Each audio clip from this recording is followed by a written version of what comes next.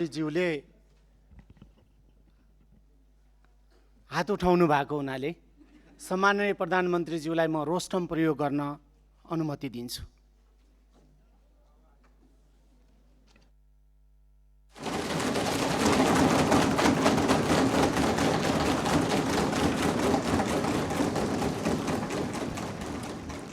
सम्माननीय सभामुख महोदय, मान्य सदस्यज्यूहरूले धेरै दिनदेखि प्रश्न सोध्न खोज्नु भएको रहेछ, त्यसको निम्ति समय दिन हजुरलाई अनुरोध गर्न चाहन्छु।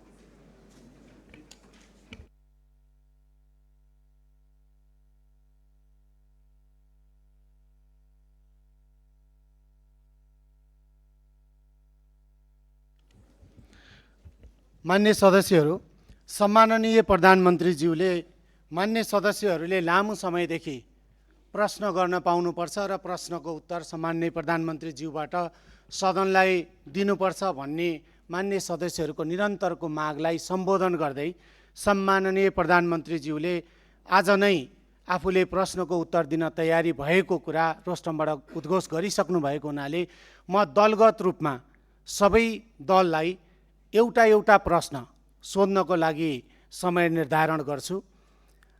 म हरेक दलले 2 मिनेटभित्र के भयो मान्य सदस्य, मेरो भनाइ सक्न बाँकी नै छ, म यहाँलाई समय दिन्छु। सबै दललाई म 2 मिनेटको समय उपलब्ध गराउँछु र 2 मिनेटभित्र आफ्नो दलको तर्फबाट सम्माननीय प्रधानमन्त्रीज्यूलाई प्रश्न गरिदिनको लागि म जानकारी गराउँछु। सर्वप्रथम विपक्षी दल नेपाली कङ्ग्रेसलाई आफ्नो प्रश्न राख्न 2 मिनेटभित्र सम्माननीय प्रधानमन्त्रीज्यूलाई प्रश्न राख्न समय दिन्छु।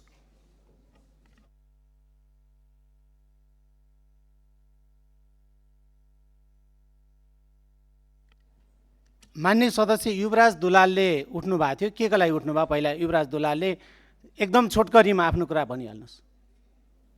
माइक दिनुहोस्। सम्माननीय प्रधानमन्त्रीज्यू एकैछिन। सम्माननीय सभामुख महोदय, म फेरि आज एकपटक यो देशको संविधान र नियमावली मिचिएको यो दुःखद कुरा फेरि संसदलाई अवगत गराउन चाहन्छु। सम्माननीय प्रधानमन्त्रीज्यूबाट त्यो हुनु राष्ट्रको लागि धेरै नै दुःखद हो। सम्माननीय सभामुख मार्फत सम्माननीय प्रधानमन्त्रीज्यू, हाम्रो प्रतिनिधि सभा नियमावली 2079 को 56(1) मा प्रतिनिधि सभाका सदस्यहरूले सम्माननीय प्रधानमन्त्रीलाई प्रश्न सोध्ने व्यवस्था छ र जस अन्तर्गत समूह विभाजन गरिन्छ 15-15 जनाको, र त्यो समूहले सम्माननीय प्रधानमन्त्रीज्यूलाई प्रश्न सोध्नुभन्दा 3 दिन अगाडि नै लिखित रूपमा प्रश्न दिने र सम्माननीय प्रधानमन्त्रीज्यू उपस्थित भएको दिन 1 घण्टा त्यो प्रश्न उत्तर कार्यक्रम राख्ने प्रावधान भएकोले यो नियमावलीको नियम मिचिएको कुरा म दुःखका साथ दर्ज गर्न चाहन्छु। धन्यवाद।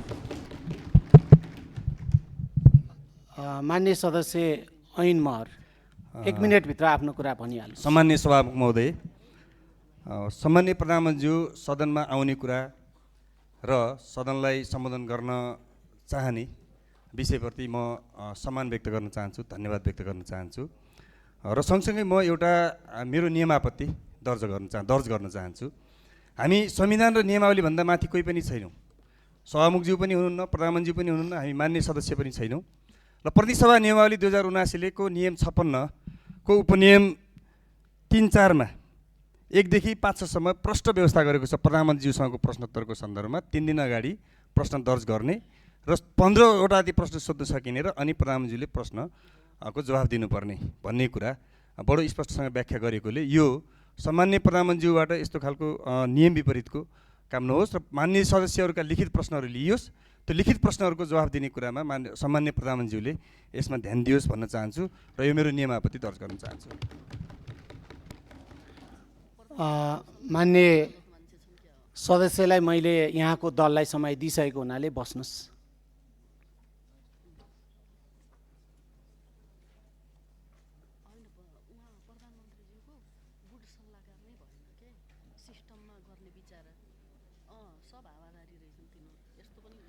मान्य सदस्यहरूले नियमावलीको 56 को विषयमा कुरा उठाइरहनु भएको छ। मान्य सदस्यहरूलाई म नियमावलीको 56 नियम 56 एकचोटि पुनः हेर्नको लागि पनि अनुरोध गर्छु र सम्माननीय प्रधानमन्त्रीज्यूले सदनमा उपस्थित भएर प्रश्नको उत्तर दिनुपर्छ भनेर विशेष गरी विपक्षी बेन्चका मान्य सदस्यहरूले निरन्तर कुरा राखिरहनु भएको र यहाँहरूले सोध्ने प्रश्न भनेको सम्माननीय प्रधानमन्त्रीज्यूलाई नेपाल सरकारको तर्फबाट प्रधानमन्त्रीज्यूलाई प्रश्न सोध्ने नै होला। त्यो प्रश्न यहाँहरूसँग धेरै अगाडिदेखि प्रश्न सोध्न चाहनु भएको हुनाले त्यो प्रश्न तयारी नै होला। त्यस कारणले त्यो सामान्य प्रधानमन्त्रीज्यू रोस्टरमा उभिरहनु भएको छ र प्रश्नको उत्तर दिन तयारी हुनुभएको छ। त्यस कारणले हाम्रो नियमावलीले 3 दिन अगावै प्रश्न लिखित रूपमा सोध्नुपर्ने भनेर निर्धारण गरेको छैन। त्यस कारणले मान्य सदस्यहरूलाई यो ध्यान आकर्षण गराउन चाहन्छु र मान्य सदस्यहरू, मैले मान्य सदस्यको दललाई समय दिइसकेको छु, त्यस कारणले बस्नुहोस्। कुन नियमावलीको कुन नियम आपत्ति हो मान्य सदस्य?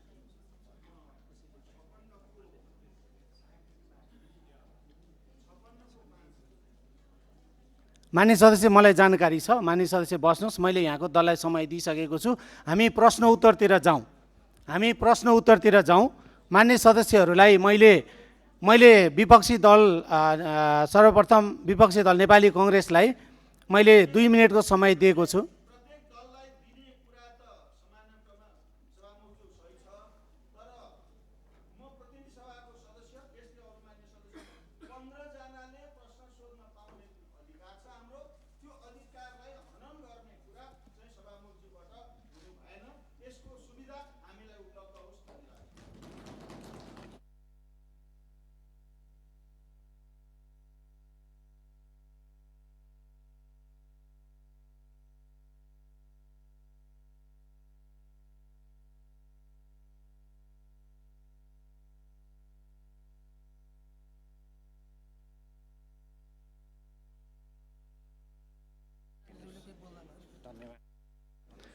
मान्य सदस्यहरू, मैले फेरि मान्य सदस्यहरूलाई ध्यान आकर्षण गराएँ, हाम्रो नियमावलीको कुनै नियममा पनि 15 जनाले प्रश्न सोध्न पाउने भनेर लिखित रूपमा छैन। त्यसकारणले मान्य सदस्य इन्दिरा राणा मगर के होला? कुन नियमावलीको कुन नियम आपत्ति? होइन, क्लियर गर्नु परेन। मान्य सदस्य बस्नुहोस्। मान्य सदस्यहरूलाई मैले फेरि पनि भने, मैले दलगत रूपमा समय निर्धारण गर्न खोजेको छु। नेपाली कांग्रेसको तर्फबाट मान्य सदस्य अर्जुन नरसिंह केसीले हात उठाउनु भएको छ। म उहाँलाई समय दिन्छु। 2 मिनेटभित्र सम्माननीय प्रधानमन्त्रीज्यूलाई नेपाल सरकारको तर्फबाट प्रश्न सोधिदिनु होला। सम्मान्य सभामुख महोदय, आज बडो नाटकीय ढङ्गले प्रधानमन्त्रीले प्रश्नोत्तरको निम्ति संसदमा आफै उभिएर जो समय माग्नु भएको छ, वास्तवमा यो विकसित देशहरूमा पनि प्रधानमन्त्रीले त्यस्तो गर्छन्। यसलाई म पोजिटिभ र लोकतान्त्रिक प्रक्रियाकै एउटा अङ्ग मान्छु।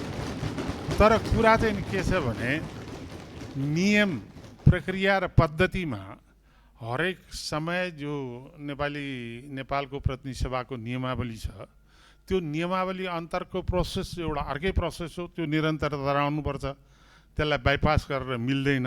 तर प्रधानमन्त्रीले उभिएर अहिलेको समसामयिक स्थितिमा मान्य सदस्यहरूको के धारणा भनेर अचानक जो उभिनु भएको छ, त्यो चाहिँ राम्रै हो भन्छु। तर कुरा के छ भने, अब मैले यो 2 मिनेटभित्र म धेरै कुरा सबै त भन्न सक्दिनँ। सबभन्दा पहिला हामीले निरन्तर रूपबाट मैले चाहिँ नि यो सुन्ने समय पनि निकालेको कुरा हो। 23-24 को जेएनजी आन्दोलनपछि गौरीवादी कार्कीको जुन प्रतिवेदन छ, त्यो प्रतिवेदनको सारांश रूपमा कहीँ अनौपचारिक रूपले प्रकाशित भए पनि औपचारिक रूपले त्यो प्रकाशित हुन सकेका छैन र त्यो औपचारिक रूपले प्रकाशित हुनुपर्छ र त्यो संसदका प्रत्येक सदस्यले पाउनुपर्छ भन्ने कुरा सभामुखजी मैले पहिला पनि उठायो र त्यसपछि 24 गौरीबहादुर कार्कीजीको प्रतिवेदनमा 24 गते पुरा रूपबाट ब्ल्याकआउटै गरिएको खालको हामीले बुझेका छौँ जहाँसम्म 24 गते देशमा जुन खालको अत्यन्त विध्वंसात्मक घटना घट्यो त्यो घटनाको छानबिन गर्नको निम्ति निष्पक्ष आयोगको गठन तत्कालै गर्नको निम्ति म प्रधानमन्त्रीसँग अनुरोध गर्छु र त्यो सँगसँगै अर्को चाहिँ नि के भनेदेखि यो मलाई बसेर भन्नु है साहब त्यो सँगसँगै प्रधानमन्त्रीजीलाई चाहिँ अर्को के भने भर्खर मानवाधिकार आयोगले जो प्रतिवेदन प्रस्तुत गरेको छ त्यो प्रतिवेदन चाहिँ सरकारलाई प्रधानमन्त्रीलाई त प्रस्तुत गरिसकेका छ त्यो प्रस्तुतलाई सार्वजनिक रूपले जनतामा सम्प्रेषण गर्ने र त्यो सँगसँगै यो कारबाहीको प्रक्रिया पनि सुरु गर्नुको निम्ति चाहिँ नि म सम्माननीय सभामुखले हार्दिक रूपबाट अनुरोध गर्न चाहन्छु र म एउटा कुरा चाहिँ फेरि पनि अनुरोध के गर्न चाहन्छु भने यो कानुनी राज्यमा रुल बाई ल पनि हुन्छ रुल अफ ल पनि हुन्छ रुल अफ ल भने कानुनको स्पिरिट संविधान मर्यादा त्यसका सम्पूर्ण कुरालाई केन्द्रित बनाइन्छ भने रुल बाई ल भने जो शक्तिमा छ जो बहुमतमा छ उसले आफू अनुकूल कानुन बनाएर प्रयोग गर्ने जुन खालको परम्परा र रुल बाई ल भनेर भनिन्छ सत्ताको स्वार्थको निम्ति कानुनलाई प्रयोग गरेर देखिने परम्परा हामी कहाँ पनि देखिन थालेको छ त्यसलाई नियन्त्रण हुनुपर्ने आवश्यकता छ किनभने हामी लोकतान्त्रिक पद्धतिलाई जगेर्ना गर्नुको निम्ति हामी जुनसुकै बेन्चमा बस्यो भने हाम्रो साझा दायित्व हो र त्यो दायित्वलाई प्रधानमन्त्रीले अझ बढ्ता बुझ्नुपर्छ र बुझ्नु भएको छ भन्ने मलाई विश्वास छ धन्यवाद मान्य सदस्यहरूबाट उठाएको जिज्ञासाप्रति मेरो ध्यानाकर्षण भएको छ हामी आगामी बैठकभन्दा अगाडि कार्यव्यवस्था परामर्श समितिको बैठक पनि बस्न सक्छौँ र त्यसपछि बाँकी छलफल त्यहीँ गर्नेछौँ। आज सम्माननीय प्रधानमन्त्रीज्यूले रोस्टममा उभिएर मान्य सदस्यहरूको प्रश्नको उत्तर दिन म तयार छु र मलाई प्रश्न सोधियोस् भनेर यो सम्मानित सदनप्रति उहाँले प्रश्न गर्नुभएको हुनाले त्यसै तर्फ मैले ध्यानाकर्षण गराउँदै सम्माननीय प्रधानमन्त्रीज्यू। सम्माननीय सभामुखज्यू धन्यवाद। मान्य सदस्यज्यूले भन्नुभएको धेरैजसो कुरालाई चाहिँ मैले सल्लाह र सुझावको रूपमा लिएको छु र मानव अधिकार आयोगको प्रतिवेदन मात्रै नभएर 23-24 गतेको मात्रै नभएर विभिन्न कालखण्डमा धेरै आन्दोलनहरू भएका छन्, धेरै दमनहरू पनि भएका छन्। विभिन्न कालखण्डमा भएका आन्दोलनहरू र्यालीहरूमा भएका कुराहरूको प्रतिवेदनहरू धेरै छन्। एउटा मात्रै प्रतिवेदन छैन मानव अधिकार आयोगको र विभिन्न आयोगहरू पनि गठन भएका छन् विभिन्न कालखण्डमा। आजसम्म नेपाल सरकारलाई बुझाइएको जति पनि आयोगका प्रतिवेदनहरू छन् ती सबै प्रतिवेदनहरूलाई एकमुष्ट रूपमा नेपाल सरकारले अध्ययन गर्छ र गर्नुपर्ने काम कारबाही त्यही हिसाबले गर्छ। धन्यवाद।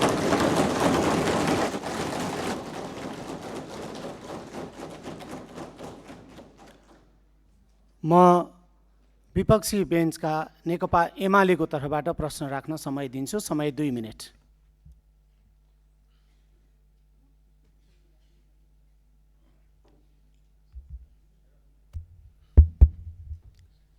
सम्माननीय सभा महोदय, सम्माननीय प्रधानमन्त्रीज्यूलाई वास्तवमा हाम्रो राष्ट्रको सार्वभौमिकता, राष्ट्रिय अखण्डता र स्वतन्त्रता हामी सबैको प्राणभन्दा प्यारो चिज हो। आज नेपालको भूमि हामीले दावा गरिरहेका छौँ, नक्सा जारी भइसकेको छ। त्यो भूमिमा त्रिपक्षीय सरकारको ठाउँ नेपाल, चाइना र भारतको, तर आज नेपाललाई व्यवस्था गरिकन भारत र चाइनाका तर्फबाट द्विपक्षीय समझदारी कायम गरेर जुन व्यापारिक मार्ग निर्माण गर्ने काम धमाधम भइरहेको छ, यो सन्दर्भमा नेपाल सरकारको धारणा के छ, सरकारले के गरिरहेको छ भन्ने सन्दर्भमा म प्रधानमन्त्रीज्यूसँग चासो राख्न चाहन्छु। धन्यवाद। सम्माननीय प्रधानमन्त्री। माननीय सदस्यज्यू, लिपुलेक लिम्पियाधुरा सम्बन्धी बुझ्न खोज्नुभयो जस्तो लागेको थियो। यस सम्बन्धी नेपाल सरकारले अफिसियल रूपमा डिप्लोमेटिक नोट भारत सरकारलाई पठाइसकेको छ र त्यसको जवाब पनि आएको छ। त्यो जवाबमा चाहिँ दुईटै सरकारले आफ्नो इतिहासविदहरू राखेर, आफ्नो सर्वेयरहरू राखेर, आफ्नो भूमि सम्बन्धी जानकारी भएका व्यक्तिहरू राखेर टेबल टक मार्फत यो कुरालाई समाधान गर्ने कुरा भएको छ र यस सम्बन्धी हामीले भारत र चाइनालाई मात्रै नभएर इङ्ल्यान्ड सरकारसँग पनि कुरा गरेछौँ। उहाँहरूले ब्रिटिस इन्डिया छोड्दै गर्दाखेरिको समस्या अहिलेसम्म हाम्रोमा भइरहेको हुँदाखेरि यसमा चाहिँ इङ्ल्यान्डले पनि सरोकार राख्नुपर्छ भन्ने हाम्रो मान्यता हो। यो सबै कुराहरू टेबल टक डिप्लोमेटिक हिसाबले भएर समाधान हुने जानकारी गराउन चाहन्छु। धन्यवाद।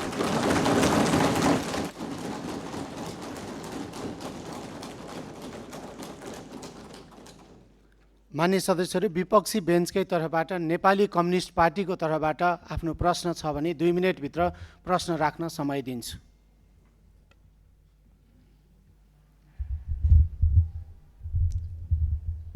सम्मान्य सभामुखज्यू, सम्मान्य प्रधानमन्त्रीज्यू आज संसदमा उपस्थित हुनुभएको छ।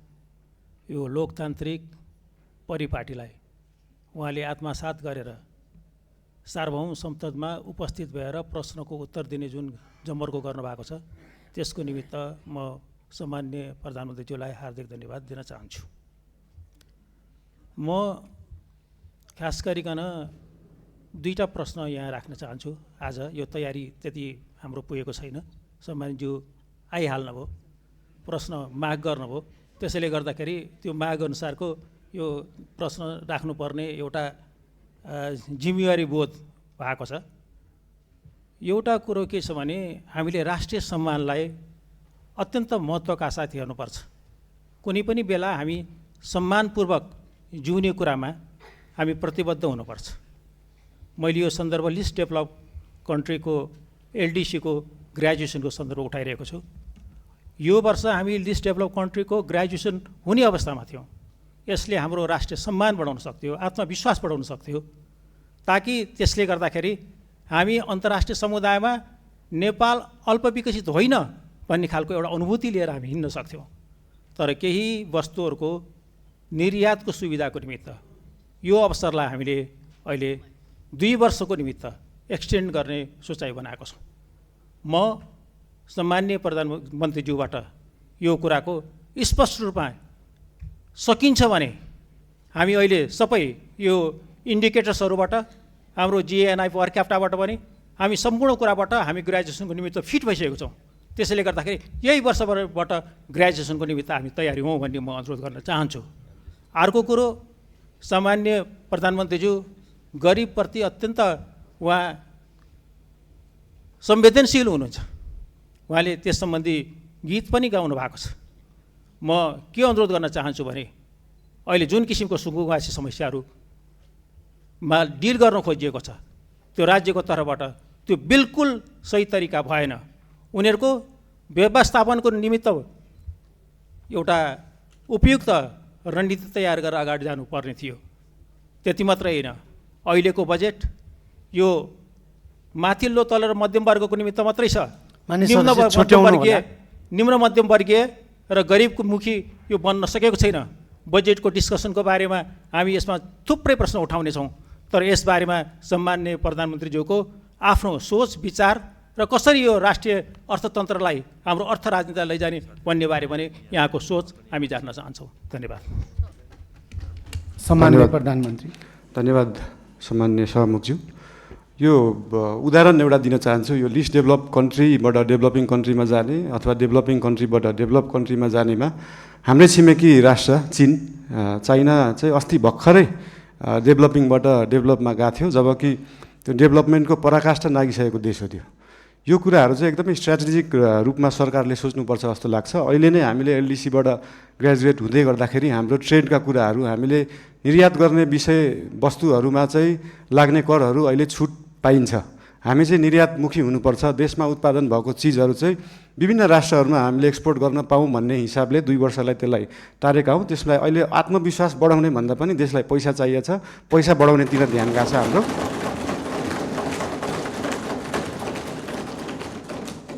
अनि गरिब विपन्नको कुरामा मैले पहिल्यैदेखि भन्दै आएको यो साम्यवाद समाजवाद भनेको भाषणमा दिन एकदम सहज हुन्छ, मजा पनि आउँछ। तर साँच्चीकै साम्यवाद, साँच्चीकै समाजवाद गर्ने भने हाम्रो काठमाडौँ महानगरपालिकामा मेयर हुँदाखेरिको म उदाहरण दिन चाहन्छु। हामीले विपन्नलाई जुन प्राइभेट स्कुलमा 10% स्कलरसिप दिनुपर्छ, त्यसलाई इक्जाम लिएरै एकदमै मजाले लागू गरेका थियौँ। त्यहाँ चाहिँ विपन्नले एकदमै महँगा कलेजहरूमा पढ्न पाए। साँच्चीकै समाजवाद भने त्यो हो। र विभिन्न महँगा अस्पतालहरूमा पनि हाम्रो ऐन कानुन संविधान बमोजिम नै 10% बेड चाहिँ विपन्नलाई दिनुपर्छ भन्ने व्यवस्था थियो। त्यसको लागि हामीले वेबसाइट नै बनाएर प्राइभेट हस्पिटलहरूमा सर्जरीसम्म विपन्नलाई गराउने व्यवस्था गराएको थियौँ। त्यही हो समाजवाद, साम्यवाद भने चाहिँ त्यस्तो कुरालाई भनिन्छ। र यही 10% विपन्नलाई दिनुपर्ने कुराहरू, शिक्षा र स्वास्थ्यका कुराहरू हामी देशैभरि लागू गर्न खोज्दैछौँ। यसको लागि विभिन्न जिल्लाहरूमा, विभिन्न स्थानीय निकायहरूमा यसको लागि हामी सहकार्य गर्दै जानेछौँ। संविधानमा लेख्न त लेखियो फ्री शिक्षा, फ्री स्वास्थ्य, तर सरकारको बजेट त्यो छ कि छैन भन्ने कुरा सोचिएन। त्यही भएर अहिलेको लागि हामीले सबैलाई नभएर विपन्न वर्गलाई, कम्तीमा विपन्न वर्गलाई चाहिँ फ्री शिक्षा, फ्री स्वास्थ्य दिनमा हाम्रो नेपाल सरकार र हाम्रो राष्ट्रिय स्वतन्त्र पार्टी त्यसमा चाहिँ एकदमै लागेको छ। धन्यवाद।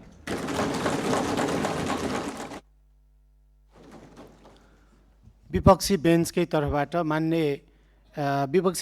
तर्फबाट श्रम संस्कृति पार्टीको लागि म समय दिन्छु। 2 मिनटभित्र आफ्नो प्रश्न छ भने राख्नुहोस्। हेलो, सम्माननीय सभामुख महोदय, सम्माननीय प्रधानमन्त्रीज्यू, निकै लामो समय पछाडि आज प्रश्न गर्नु पाइयो। तर कता कता हामीले नियमावलीलाई अलिकति ख्याल गर्नुपर्छ होला भन्ने लाग्छ। विधि र विधिको शासन हामीले कायम गर्नुपर्छ भन्दै म यहाँ 3-4 प्रश्न राख्न चाहन्छु। सबैभन्दा पहिला सुकुम्बासी र यो अव्यवस्थित समस्या लामो समयदेखि चर्किँदै आएको, यो व्यवस्थापन साँच्ची नै सामाजिक सञ्जालमा मात्र हुन्छ कि व्यवहारमा हुन्छ, यो कहिलेसम्म हुन्छ भन्न चाहन्छु। दोस्रो प्रश्न, नेपालमा सहकारीमा ठुलो घोटाला भयो, ठुलो तपाईँको समस्या उत्पन्न भयो, थुप्रै आन्दोलन भयो। यो जीवी राई भन्ने जस्तै जीवी राई लगायत अन्य चाहिँ थुप्रै सहकारी ठगीहरू गर्ने कहिले पक्राउ हुन्छ, स्पेसली जीवी राई। दोस्रोमा भदौको 23-24 को जेनजी आन्दोलन भएका घटनामा मानव अधिकारले तयार पारेको प्रतिवेदन लगायत भर्खरै मात्रै सम्माननीय प्रधानमन्त्रीज्यूले भन्नुभयो अन्य आन्दोलनहरूमा भएको जति पनि घटनाहरूलाई चाहिँ छानबिन गर्छौँ भन्नुभयो। यो कहिलेसम्म हामीले साँच्ची नै यसको चाहिँ यो घटना चाहिँ यसरी भएको छ भनेर चाहिँ परिणाममा देख्न सक्छौँ, त्यो प्रश्न गर्न चाहन्छु। र अर्को, कालोपानी लिपुलेक लिपिया धुराको समस्या निकै लामो समयदेखि चल्दै आएको छ र अन्य सीमामा थुप्रै समस्याहरू छन्। त्यो सीमामा चाहिँ कहिले सरकार छ भने सीमाका चाहिँ आम नागरिकहरूले अनुभूति गर्न सक्छन्, त्यो प्रश्न गर्न चाहन्छु। र मैले सम्माननीय प्रधानमन्त्रीज्यूको कार्यकक्षमा आएर यो बाँदर व्यवस्थापनको चाहिँ ठुलो जो हामीले चाहिँ 3टा उपायसहित सम्माननीय प्रधानमन्त्रीज्यूको कार्यकक्षमा आएर मैले लिखित रूपमा दिएका थिएँ। हामीले स्वाधीन र राष्ट्रवादको कुरा गरिरहँदाखेरि चाहिँ कृषि र किसान बिना हामीले स्वाधीन देश चाहिँ परिकल्पना गर्नु सक्ने जस्तो मलाई लाग्दैन। यो बाँदर व्यवस्थापन कहिले हुन्छ भन्न चाहन्छु। यसमा श्रेष्ठ सबैजना लाग्नुपर्छ, यो हाँस्ने कुरा होइन, यो श्रेष्ठ कुरा छ, लाखौँ किसानसँग जोडिएको कुरा। हस्, धन्यवाद। बाँकी कुरा फेरि अब अर्कोमा गरौँला। र एउटा कुरो, यो चाहिँ नियमावलीको 56 को 15 जनाले कम्तीमा सोध्ने भन्ने छ। हाम्रो अरू साथीले पनि सोध्न चाहनुहुन्छ होला। सभामुख महोदय, यो नियमावलीले चाहिँ कार्यान्वयन गर्नुपर्छ होला। धन्यवाद। सम्माननीय प्रधानमन्त्री। सम्माननीय सभामुख महोदय, यो सुकुम्बासीको विषयमा धेरै कुराहरू आएका छन्। हामीले काठमाडौँ उपत्यकामा रहेका खोला किनारमा जुन एकदमै जोखिमपूर्ण अवस्थामा बस्नु भएको थियो, उहाँहरूलाई चाहिँ अर्को ठाउँ सार्ने काम गरेको हो। हामीले उहाँहरूलाई त्यो हेर्दाखेरि, तपाईँहरूले हेर्दाखेरि त्यो खेदाको अवस्था देखे पनि यो 4 वर्ष अगाडिदेखि नै म स्थानीय सरकारमा हुँदा नै सङ्घ सरकारलाई भनेको कुरा चाहिँ के थियो भन्दाखेरि उहाँहरूलाई त्यहाँबाट स्थानान्तरण गरेर होल्डिङ सेन्टरमा राखेर जो सहीमा सुकुम्बासी हुनुहुन्छ, जसको चाहिँ देशभरि कतै पनि एक दूर जग्गा पनि छैन, एक आना जग्गा पनि छैन, उहाँहरूलाई चाहिँ त्यो जग्गाको व्यवस्थापन नेपाल सरकारले गर्नुपर्छ। त्यो हाम्रो सरकारको र हाम्रो पार्टीको मान्यता हो, त्यो उहाँहरूले पाउनै पर्छ। तर काठमाडौँ उपत्यकामा बसेकालाई किन एकदम प्रायोरिटी दिएर हटाइयो भन्दाखेरि विगतका धेरै वर्षहरूमा बाढी आउँदाखेरि उहाँहरूको घर डुबानमा पर्ने र उहाँहरूको स्वास्थ्य अवस्था पनि एकदमै नाजुक थियो। उहाँहरूको सेनिटरी अवस्था, उहाँहरूको त्यो वासरुम टोइलेटको व्यवस्था त्यसको निकासा सिधै खोलामा थियो र उहाँहरूबाटै निस्केको त्यो फोहोरको दुर्गन्धले फेरि उहाँहरू नै बिरामी परिराख्नु भएको थियो। त्यसले गर्दाखेरि उहाँहरू बिरामी पनि परिराख्नु भएको थियो, खोला फोहोर पनि भइरहेको थियो र त्योभन्दा सबैभन्दा ठुलो कुरा चाहिँ उहाँहरूको ज्यान जोखिममा थियो। उहाँहरूको ज्यान जोखिमबाट जोगाउने काम गरेको हो नेपाल सरकारले। र जहाँसम्म उहाँहरूलाई जग्गा व्यवस्थापन गर्ने कुरा छ त्यसको निम्ति भूमि सम्बन्धी हाम्रो समिति पनि बनिसकेको छ। हाम्रो मन्त्रालयले काम गरिरहेको छ, 2-3 मन्त्रालयले यो विषयमा काम गरिरहेको छ। अस्ति अर्थमन्त्रीज्यूले पनि यही आर्थिक वर्षभित्र हामी यो गर्छौँ भन्नुभएको छ। यसको लागि जति समय लाग्छ त्यति समय लाग्छ, हतार गरेर हुँदैन। यो चिजलाई चाहिँ जति समय लाग्छ, 35 वर्षमा नभएको चिज 35 मिनटमै नखोजौँ, त्यसलाई अलिअलि केही समय लाग्छ। र लिपुलेक लिम्पियाधुराको बारेमा उहाँले सोध्नुभयो, अघि पनि भनिसकेँ। यो चाहिँ डिप्लोमेटिक रूपमा टेबल टक। तपाईँहरूलाई एउटा कुरा अचम्म लाग्छ होला, मैले पनि अस्ति प्रधानमन्त्री भएपछि नै थाहा पाएँ, भारतले नेपालको जग्गा मात्रै होइन, नेपालले पनि भारतको जग्गा धेरै ठाउँमा मिचेको रहेछ। अनि यो कुरा चाहिँ अस्ति भर्खरै थाहा पायो। त्यही भएर दुईटै देशले अध्ययन गरेर हामीले मिचेको छौँ, उहाँहरूले मिच्नु भएको छ, के छ त्यसलाई चाहिँ बसेर एउटा साथीको रूपमा समाधान गर्ने चाहिँ हामीले सोच राखेका छौँ। धन्यवाद। सहकारीको विषयमा पनि सोध्नु भएको थियो। सहकारीको विषयमा पनि अहिले एउटा कोष खडा गरेको छ र बाहिर न्युजमा आए जस्तो नेपाल सरकारको पैसा गएको मात्रै जस्तो देखिन्छ। हामीले सहकारीबाट उठाएको पनि पैसा छ। अस्ति लास्ट विकको रिपोर्ट हेर्दाखेरि 3 करोड जस्तो सहकारीबाट उठाइएको थियो, 50-60 लाख जस्तो दिएको थियो। यसको मतलब सरकारको पैसा गइरहेको होइन, हामीले सहकारीहरूबाट उठाएरै उहाँहरू पीडितहरूलाई पैसा बाँड्ने हो। त्यसमा कुनै पनि कन्फ्युजन नराख्न अनुरोध गर्न चाहन्छु। धन्यवाद।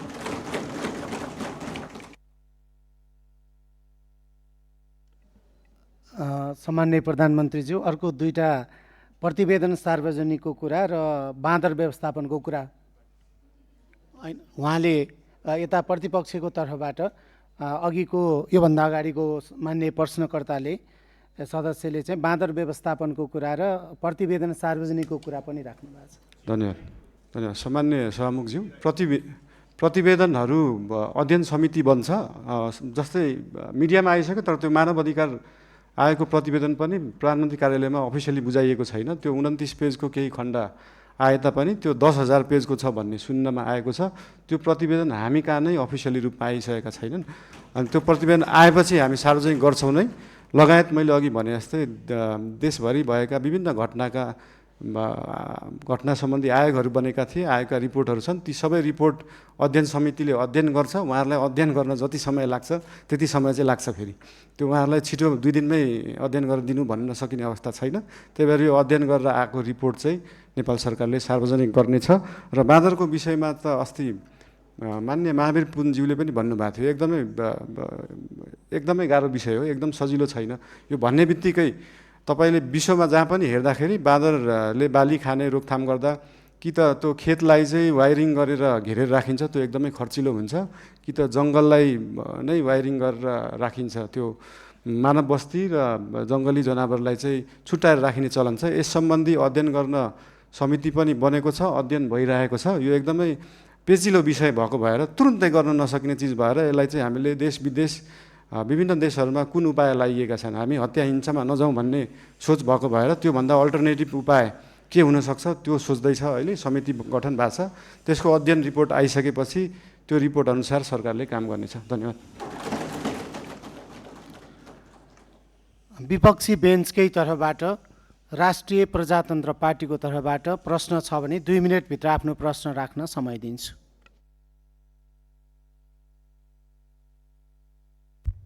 सम्माननीय सभामुख महोदय, सम्माननीय प्रधानमन्त्रीज्यू, हालैका दिनमा धेरै नेपाली नागरिकहरूलाई भिजिट भिजाको नाममा गल्फ तथा अन्य मुलुकहरूमा लैजाने क्रम रोकिएको छैन। यसरी भिजिट भिजाको दुरुपयोग मार्फत श्रम शोषण, मानव बेचबिखन अवस्था सृजना भइरहेको विषय गम्भीर रूपमा उठिरहेको छ।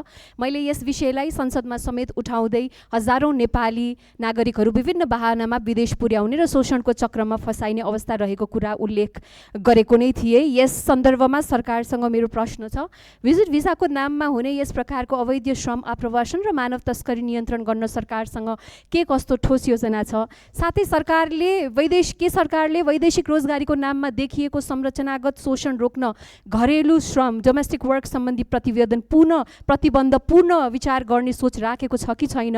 र अघिल्लो सरकारमा सत्तापक्ष रहँदाखेरि भिजिट भिसा प्रकरणमा ठुलै उहाँहरूले बुलन्द आवाज उठाउनु भएको थियो। अहिलेको सदनमा सरकार पक्ष भइसकेपछि अहिले उहाँहरूको योजना के छ? अनि त्यसमा रेमिटेन्समा अत्याधिक निर्भर र उपभोगमुखी अर्थतन्त्रलाई उत्पादनमुखी र रोजगारी सृजनामा आधारित अर्थतन्त्रमा रूपान्तरण गर्न सरकारको दीर्घकालीन रणनीति के हो? र अर्को चाहिँ मेरो प्रश्न, विद्युतीय चुलोमा खाना पकाउनेदेखि सस्तो विद्युतीय मोटरसाइकल प्रयोग गर्ने र जाडोमा विद्युतीय हिटर बाल्नेसम्म यो सरकारले नेपाली मध्यम वर्गको जीवनशैलीलाई परिभाषित गर्ने एउटा महत्त्वपूर्ण सुविधा अर्थात् सस्तो विद्युत खोसेको छ।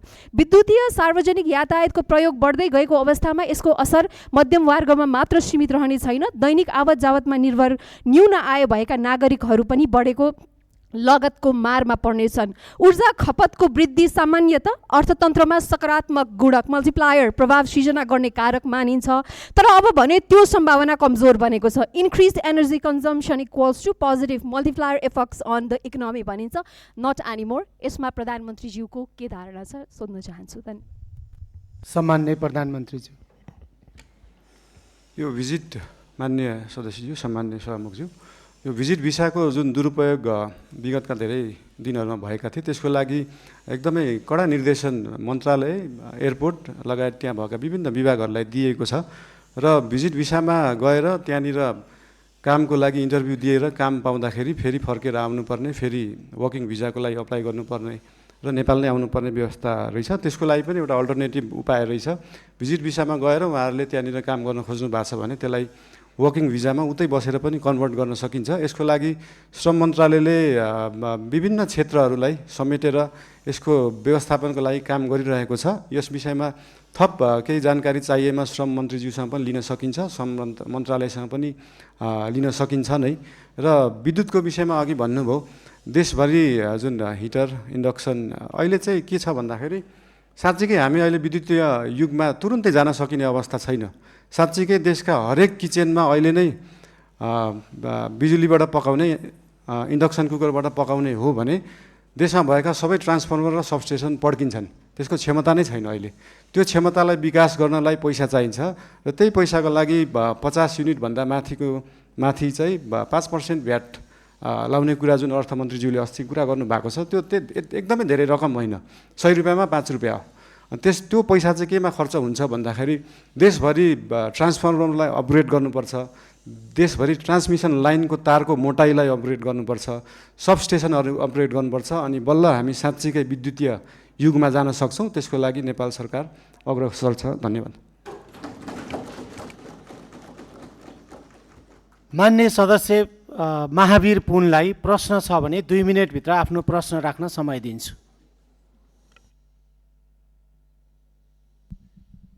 धन्यवाद सभामुख महोदय। प्रश्न त थिएन, अब बनाइयो। र पहिलो प्रश्न के छ भने म चुनावी सरकारको मन्त्री हुँदादेखि नै यो विदेशमा बस्ने नेपालीहरूले अस्तिको फागुन 21 गतेको चुनावमा पनि भोट दिने व्यवस्था मिलाउनु पर्छ भनेर धेरै कराएँ। विभिन्न राजनीतिक पार्टीहरूको संयुक्त सम्मेलनमा पनि कराएँ, अनि त्यसपछि के अरे क्याबिनेटमा पनि कराएँ, धेरै साथीहरूलाई कराएँ। त्यति बेला गर्ने भन्दै थियो, तर गर्न नसकिने भयो भनियो।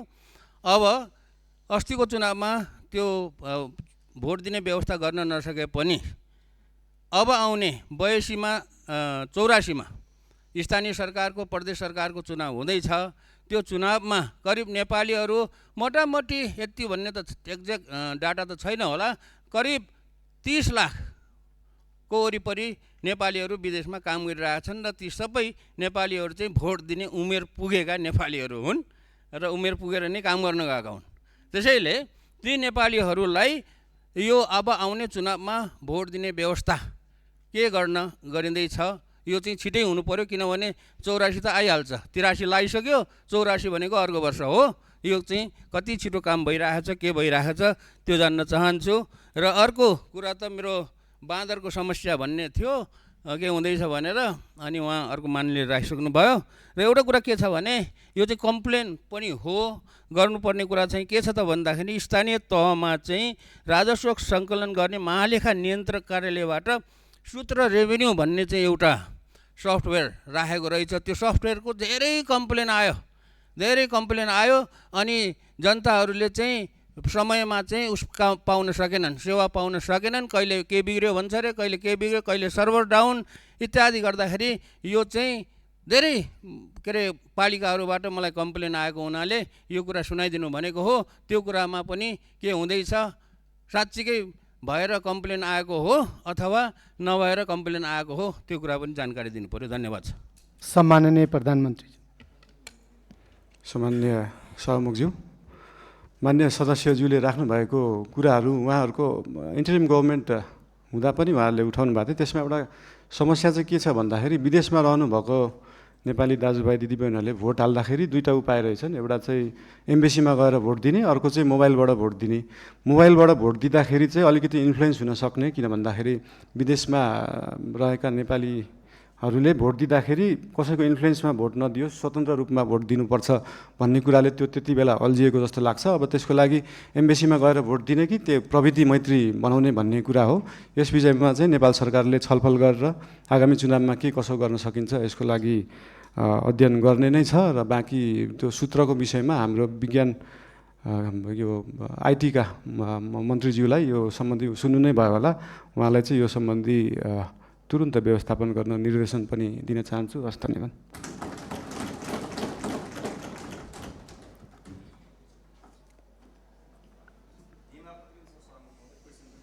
मान्य सदस्य एकछिन बस्नुहोस्, मैले काम बाँकी नै छ। मान्य सदस्य एकछिन बस्नुहोस्, मैले सत्तापक्षलाई समय दिन बाँकी नै छ। पछाडि पनि मान्य सदस्य एकछिन बस्नुहोस्, मैले सत्तापक्षलाई समय दिन बाँकी नै छ। सम्माननीय प्रधानमन्त्रीज्यूलाई प्रश्न उत्तर कार्यक्रम भइरहेको हुनाले सत्तापक्षको तर्फबाट राष्ट्रिय स्वतन्त्र पार्टीलाई आफ्नो दलको तर्फबाट 2 मिनेटभित्र प्रश्न छ भने प्रश्न गर्न समय दिन्छु।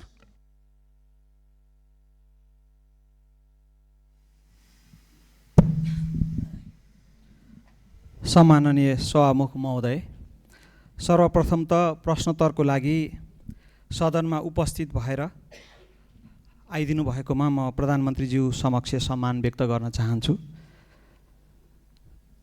हाल गत निर्वाचनमा आम नागरिकले अभूतपूर्व जनमत दिएर नागरिकको काम गर्नको लागि हामीलाई पठाउनु भएको छ र म आम नागरिकलाई धन्यवाद पनि व्यक्त गर्न चाहन्छु। अहिले सुशासनको दृष्टिकोणबाट हेर्ने हो भने केही अघिसम्म घुस नखाई केही काम नहुने अवस्था थियो। सरुवा बढुवामा पनि घुस नखाइकन हुँदैन भन्ने एउटा भाष्य निर्माण भएको थियो। त्यो अहिले यहाँको नेतृत्वमा सरकार गठन भइसके पछाडि धेरै चिरिँदै गएको छ। आम नागरिकको यो जनमत देशमा सुशासन र समृद्धिको लागि हो भन्ने कुरामा दुई मत छैन। नो इफ नो बट, सुशासन चाहियो, समृद्धि चाहियो भन्ने छ र सरकारले त्यसै अनुरूप काम पनि गर्दै गएको कुरा आम नागरिकलाई आश्वस्त हुने गरी प्रस्ताइदिनु हुन सम्माननीय प्रधानमन्त्रीज्यूलाई हार्दिक अनुरोध गर्न चाहन्छु। धन्यवाद। सम्माननीय प्रधानमन्त्री। सम्माननीय सभामुख महोदय, मान्य सदस्यहरू, यस विषयमा हामीले विभिन्न समयमा भन्दै पनि आएका छौँ। हाम्रा माननीय मन्त्रीज्यूहरूले, पार्टीका सभापतिज्यूले पनि भन्दै आउनुभएको छ। हामीले पहिलो वर्षलाई चाहिँ सुशासनको वर्षको रूपमा लिएछौँ। सुशासन भन्दैमा फेरि हामीले विकास नै गर्दैनौँ, पूर्वाधार नै बनाउँदैनौँ भन्ने चाहिँ होइन। तर यो वर्षलाई चाहिँ पूर्ण रूपमा हाम्रा माननीय मन्त्रीज्यूहरू र विभिन्न क्षेत्रमा रहनुभएका, विभिन्न क्षेत्रबाट आउनुभएका मान्य सांसदज्यूहरू, उहाँहरूको निगरानीमा पनि विभिन्न क्षेत्रहरू हुन्छन्, विभिन्न पालिकाहरू छन्, विभिन्न निकायहरू छ। हाम्रो नेपाल सरकार र राष्ट्रिय स्वतन्त्र पार्टीले चाहिँ यो पहिलो वर्ष पूर्ण रूपमा देशलाई चाहिँ सुशासनतर्फ लाने, व्यतिथिहरूलाई हटाउने, यो भ्रष्टाचार एकदमै बलियो जरा बनाएर बसेको भ्रष्टाचारलाई चाहिँ निर्मूल गर्न चाहिँ नेपाल सरकार, हाम्रो पार्टी एकदमै तत्पर रहेको छ। यो चिज विभिन्न कार्यालयहरूमा जाँदा, मालपोत कार्यालय, company registrar, blue book renew गर्दा विभिन्न ठाउँहरूमा जाँदा देख्नु पनि भएको छ होला र यसलाई नेपाल सरकारले निरन्तरता दिनेछ। धन्यवाद। मान्य सदस्यहरू, सम्माननीय प्रधानमन्त्रीज्यूले प्रश्न उत्तर कार्यक्रममा सहभागी जनाउनु भएको र आजको लागि सम्माननीय प्रधानमन्त्रीज्यूलाई प्रश्न उत्तर कार्यक्रम यहीँ समाप्त भएको घोषणा गर्दछु र सम्माननीय प्रधानमन्त्रीज्यूलाई आफ्नो स्थानमा स्थानान्तरण गर्न धेरै धेरै धन्यवाद।